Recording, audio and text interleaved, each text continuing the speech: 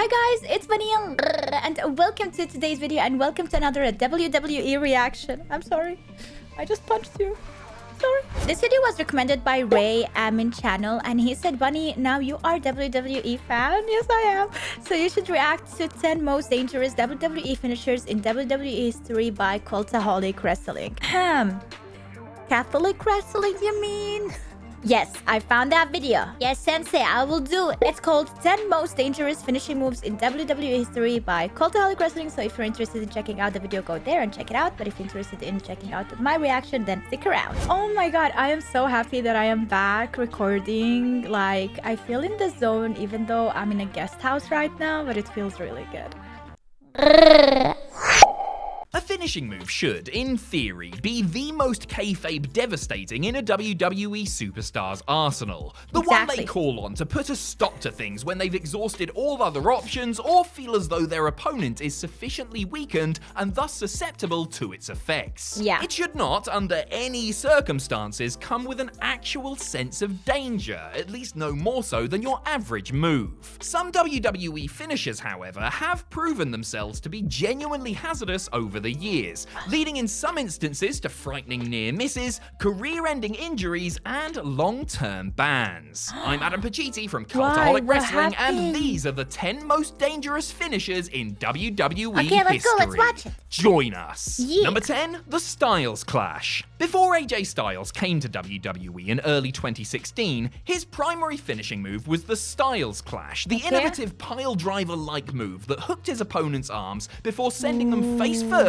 to the mat. That doesn't look He's since adopted bad. the phenomenal forearm and calf crusher as his preferred match enders, though he still busts out the Clash on occasion. Though the Styles Clash should, in theory, be safe enough, since it only requires the person receiving it to take a simple front bump, there have in the past been occasions before AJ arrived in McMahon land where it went horribly wrong. Wow, what Roderick happened? Strong got it bad in Ring of Honor, and Yoshitatsu took a nasty one in New Japan, while both Stevie Richards and Frankie Kazarian were dropped on their heads in TNA. These all happened because those taking the move tucked their chin, most likely out of instinct, when the safest way is actually by elevating your chin upward. There were rumors that the Styles Clash had been previously banned by WWE and that it was Chris Jericho who convinced Vince that it wasn't dangerous by taking it safely. I mean, I'm fairly sure Michelle McCool had already proven that, lads. Number 9, the Pedigree. Another move where the wrestler taking it has to sometimes land on their face without the aid of their hands to protect them. Triple H is obviously the most famous user of the move, delivering hundreds of them safely throughout his long and illustrious career. While 99.99% of the pedigrees that the game dished out were textbook, a couple of them resulted in scary situations. Marty Garner famously kicked his leg up and backwards and ended up sort of DDTing himself onto the mat while taking one in Hunter's early WWE days. Garner was very lucky that it didn't end up a lot worse than it did, and Trips clearly emphasized safety to those taking his finisher going forward. So far, we have 2 finisher moves, and in both cases, what I learned is it hits the head. If it hits the head, it's a no-no. It's really bad. Wasn't much the Cerebral Assassin or Kurt Angle could have done at SummerSlam 2000 when the announce table crumbled under their weight as Triple H was about to hit the pedigree through it. But because the Olympic hero's arms were tied up and he didn't have time to brace for the unexpected impact, he ended up suffering a nasty concussion as a result. Number 8, the Muscle Buster. Samoa Joe was a well-traveled veteran by the time he got to WWE in 2015. And while he was noted for having used a Japanese-influenced strong style for pretty much all of his career, he did not have a reputation for recklessness or injuring opponents. Unfortunately for the Samoan submission machine, the law of averages caught up to him and Tyson Kidd in a big way when Joe wrestled him in a pre-debut dark match. Kidd's career was ended when Joe leveled him with a devastating muscle buster. It could have been worse too, as doctors later expressed disbelief that Tyson hadn't been confined to a wheelchair or even killed. Such was the severity of his neck injury. Samoa Joe has done hundreds of muscle busters over time. You know what? I feel like we should now start wearing helmets. Yeah, just kidding.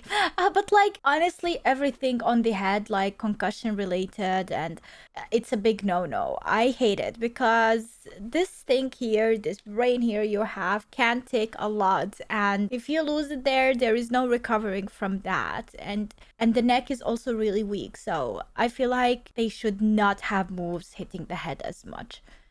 Definitely not. Fact remains that it is a potentially dangerous move where if the person taking it lands the wrong way, could have catastrophic consequences. Exactly. When he moved to the main roster, Joe used the much safer Kikina clutch submission as a finisher. He finally dusted the Muscle Buster off to help him win the NXT title in 2021, the first time it had been seen in about 5 years. Number 7, the Punt. Randy Orton has one of the safest and most over finishers in the business in the form of the RKO. But it's bad? It's so simple, yet so effective. He jumps up and grabs his opponent around their head, they land on their bellies, he lands on his back. It can be hit from anywhere, on anyone, and, obviously, out of nowhere. When the Viper was at his most menacing back in the late 2000s, he decided to add a new finishing move to his repertoire. Once again, it was simple and effective, but it also came with added risk. Despite being considered one of the most smoothest workers around and someone who takes the safety of himself and his opponent very seriously, there was enough concern around the Punt that Vince McMahon decided to ban it. Vince himself had taken one and suffered a concussion, and that, coupled with a few people refusing to take it, led to the chairman asking Orton not to do it anymore.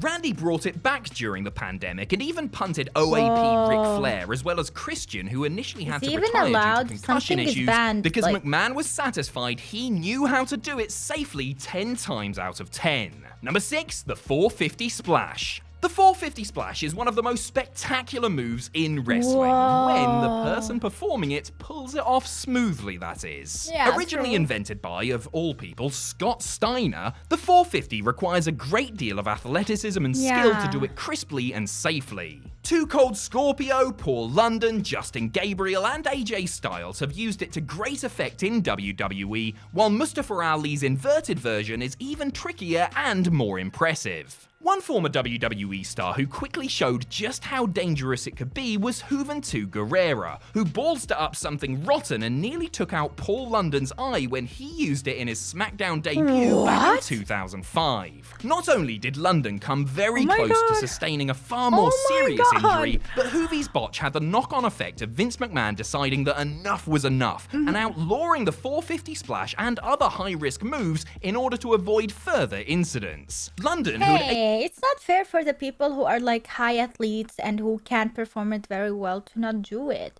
It's very beautiful to look at too. I always wanted to see more of these type of moves where people are like just flying around and making like circles and like doing crazy shiz, you know, that you can't do. Demonstrated that not saying that you can do, probably you can do it, but I can do it. I nope.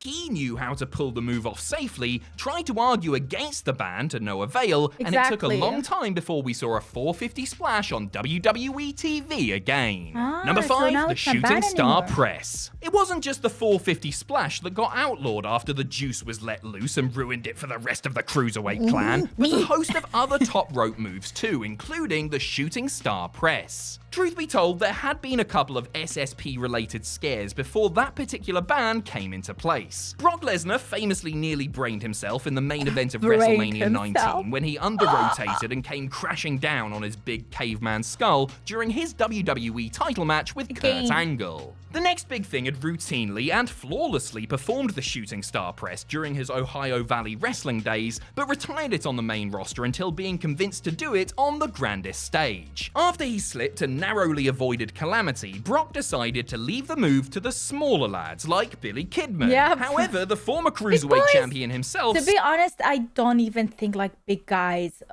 are supposed to like fly around like that. Like, I always imagine skinnier guys more athletic in that sense. Big guys should have like this brute power where they don't have to move a lot, but once like one hit is enough, if they nail it for you to like be KO'd, like out. sometimes struggled to do the move safely after. Chavo Guerrero bore the brunt of Kidman's knee when it connected with his skull one time, knocking out Eddie's nephew for several minutes in a very tense situation. Oh my god. Number 4, the flying Imagine headbutt. watching this live. Most finishing moves labeled dangerous are typically considered so because of the potential risk to Because of those the taking toxic them. farts The that flying can be headbutt is directly different into in your that it's nose. much more dangerous to be the person delivering the move, and the negative effects tend to be seen after long-term usage rather than after one time gone wrong. Invented by Harley Race, who later claimed to have regretted patenting the move, many who have utilized the Nice flying picture. headbutt since have gone on to have serious neck injuries. Oh. King Harley himself blamed his neck problems on the move, while the Dynamite Kid's nightly use of the top rope finisher was almost certainly a contributing factor for him being confined to a I wish I wheelchair could in see later how life. Dynamite disciple Chris Benoit underwent neck fusion surgery after using the move for years, as did Devon Dudley, and the plight of Daniel... Whoa. A neck fusion surgery. What does that even mean? Honestly, what I imagine is like your neck became like wee, and then they have to like wee, yeah, like make it straight again. You know, it's a bit they're making it straight again. Okay, that sounded naughty, but you know what I mean. Brian, with his extensive... Because I really don't imagine it being like you split your neck into 2 halves and then you just put it back together, because that does not work. Neck and concussion issues is well documented. It would be hard to say with certainty that the flying headbutt was the sole cause for all of their spinal woes, of course, but it can't have helped and is a worrying linking thread. Number 3, the Vertabreaker. One of the few highlights of end of days WCW really was good. the emergence of Shane Sorry, Helms, sick. who went from 3-count laughing stop to top of the cruiserweight food chain, capturing the division's title just weeks before the company was bought by WWE. One thing that made Sugar Shane so fun to watch was his penchant for innovation and ability to bust out novel moves on a weekly basis. Oh, that's One of his really most nice. awe-inspiring It's hard moves to be was his creative. Vertabreaker finisher, invented by Megumi Kudo, which saw him hook the arms of his opponents before dropping to his backside and letting whoever he was wrestling take the bump on their upper back and neck. Nobody ever got hurt by Helms when he was performing the move, but the margin for error was thin, and with WWE clamping down on moves that could potentially lead to neck injuries following a This looks like the guy can literally with his butt just lie down on your neck when you're at the bottom, especially if you put your head really back. Like, oh, this doesn't look safe at all.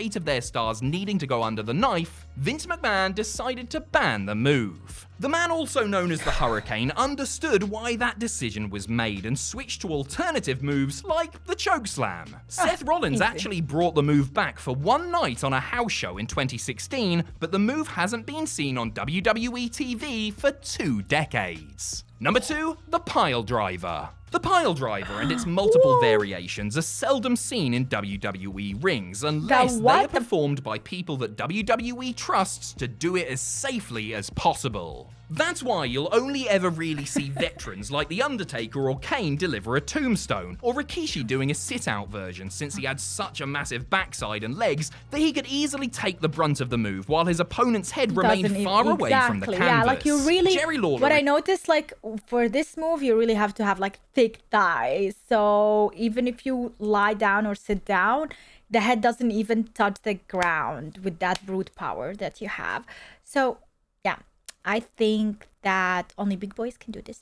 is one of the few, along with Bret Hart, Mick Foley and Billy Gunn for a time, who have been given the green light to deliver the standard move on a regular basis. There have been numerous close calls with the move, most famously at SummerSlam 1997, when the usually reliable Owen Hart accidentally spiked Steve Austin, causing temporary paralysis. Stone Cold recovered, but the effects lingered for the rest of his career, which ultimately had to be cut short, in large part due to the state of his neck. Vince McMahon decided not long ago that it simply wasn't worth it and banned the move. No surprise then that he became positively apoplectic when CM Punk blasted John Cena with one during a Raw main event. Number 1. Punk, you meanie. Why would you do something like that? It's a no-no. You know what a no-no is?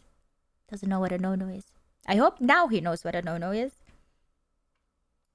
the Steiner Screwdriver. Steiner. As well as inventing the 450 splash, that mad wrestling scientist Scott Steiner also concocted one of the most frightening moves in wrestling history. The big bad booty daddy must have been sitting around one day thinking, how can I be more terrifying and hurt people more than I already am, when he came up with the Steiner Screwdriver. The screwdriver starts off like a standard stalling suplex before Scott throws his opponent up in the air and catches them coming down with a sit-out piledriver. It is quite simply devastating stuff, and I commend anyone who was brave enough to volunteer to take it. I say volunteer like Steiner wouldn't just muscle them up and do it anyway, even if they said no. Big Papa Pump unleashed this beast in WWE, WCW, New Japan, and TNA, and it always felt like a miracle that nobody's spine snapped in half after taking it. Indeed, perhaps the only thing more remarkable than the move itself is the fact that Scott Steiner never hurt anyone with it, despite there being a 141 2/3 chance that something drastic might happen. Yeah. Well, I guess, honestly, I am against banning moves by professionals, by the people who actually know how to do it. I am for banning the moves for people who didn't try it but want to try it because it looks cool and whatever. Like, I feel like in order to do that move, they have to practice so many times and go through testing even to see that they can perform it very well. Other than that, like, I really am against banning really cool moves, because what are we gonna get at the end? Nothing. We're gonna do the same moves all over again, over and over and over again. You know, like, that is it, guys. I hope you enjoyed this video. If you did, make sure to leave a like and subscribe for more. I will try my best to upload daily, but until I move to the new apartment, it's gonna be probably every second day. But honestly, I'll try my best to make it a daily thing. I'll try to hustle. Thanks so much for watching. Have a wonderful day and see you tomorrow, hopefully with a brand new video. Bye.